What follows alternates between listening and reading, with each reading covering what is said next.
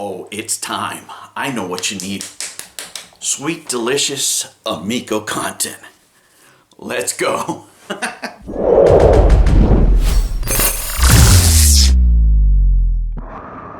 Hello, humans, and welcome to another episode of Gen X Gamer. Look at that. It's the natural white on black. Oh, man. They can't make a console, but I'm telling you, the drip. Is that what the kids say today? Anyway, guys, I told you this wasn't over. It was just the beginning. You know, I love this subject. We're talking about business, but we're talking about a video game console. And what are we talking about now? Patents. Patents. Well, the patents for Intellivision were denied, right? And I don't know everything about everything, but I'm very lucky because a neighbor of mine happens to be a patent lawyer. I never knew I would need that. I never knew I would talk to him about this particular subject ever, right? But here it is, you know. And if you guys go to the Reddit thread, right, and you can see, and I'll leave the link down below, by the way, so you guys can read it. There was a lawyer actually there that commented on this and echoed the same thing. Now, this is not financial or legal advice, guys. So, you know, he commented that it was rather common to get your patents denied the first time you submit them. Consulting with my neighbor, he said that was absolutely true.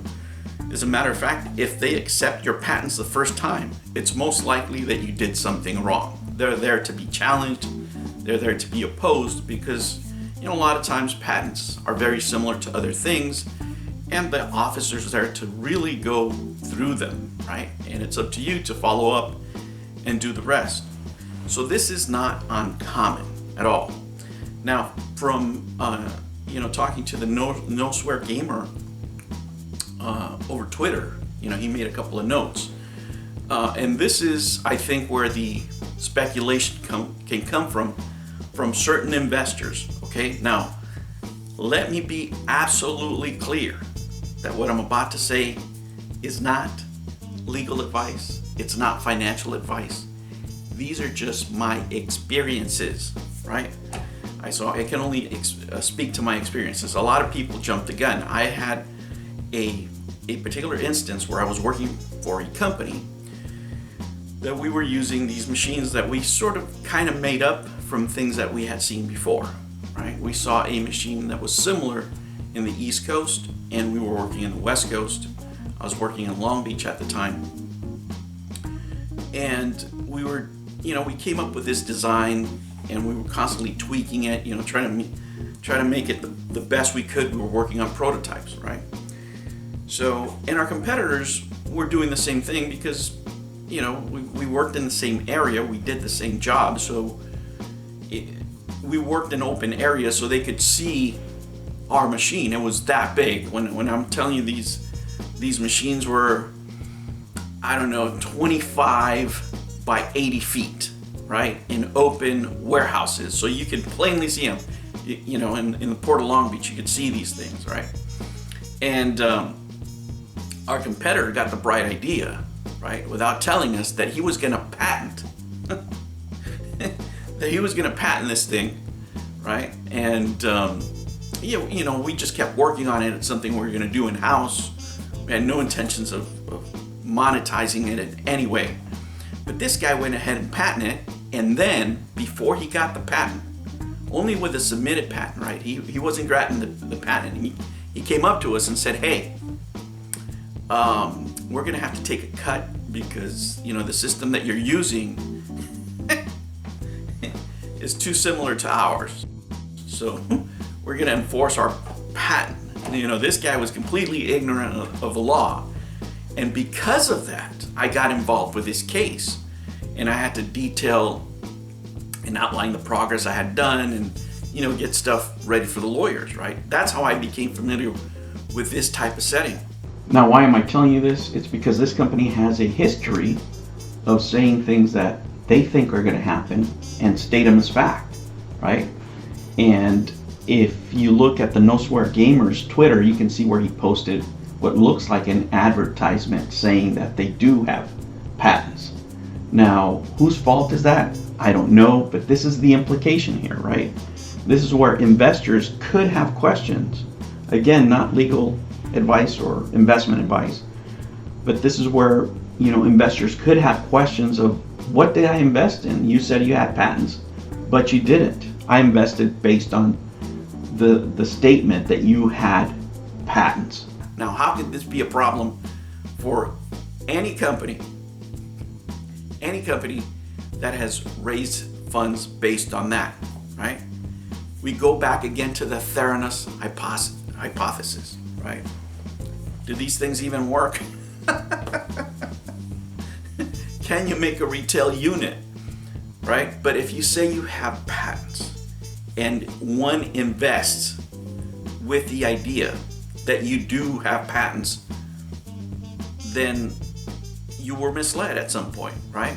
But who misled you? Is it going to be the guy trying to get a commission selling a product? Was it the manufacturer themselves? You don't know. You have absolutely no idea who's making the claim for their advantage. Usually it's the person that has the most to gain. So many things can happen. What does this mean, right? What does this mean to the average investor that gets involved in this type of situation? Usually what happens if the investments are big enough, and a lawyer takes it on or somebody hires a private lawyer, usually what happens, again, not legal advice, the lawyer comes in and sues everyone. Everyone gets sued, right? While they go through the process of finding out who is responsible, right? Because you don't want to get to the court and the court says, well, this suit is without merit.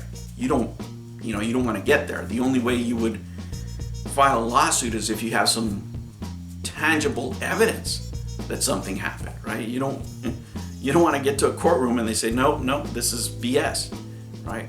So it has to reach that point.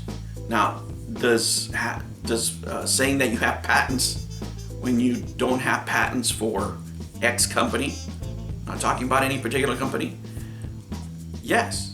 As an investor, I would have questions, right? If you tell me, I have a patent for, putting water in your gas tank, and this thing is going to blow up, and I go in and I put $100,000 or $10,000 or whatever the case may be, when in reality you only applied for a patent that never had a chance to happen, or maybe you were in the process but you didn't have the patent, right? And I invested on the guys that you had the patent on hand, that you were granted it, right?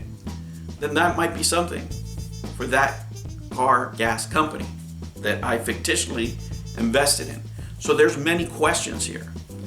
When it comes to television, I don't have enough evidence. I don't have that much time to research. I'm sure that a lot of YouTubers out there do, right?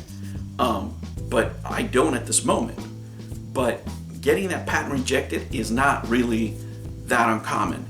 Advertising that you have a patent when you don't have a patent for the purposes of raising money, that's a whole nother story. New videos every Monday and Sunday. Thank you for joining me on another episode of the Gen X Gamer. Remember to like and subscribe, click that notification bell, and remember, never ever be afraid to be happy. I'll catch you on the next one. Take care.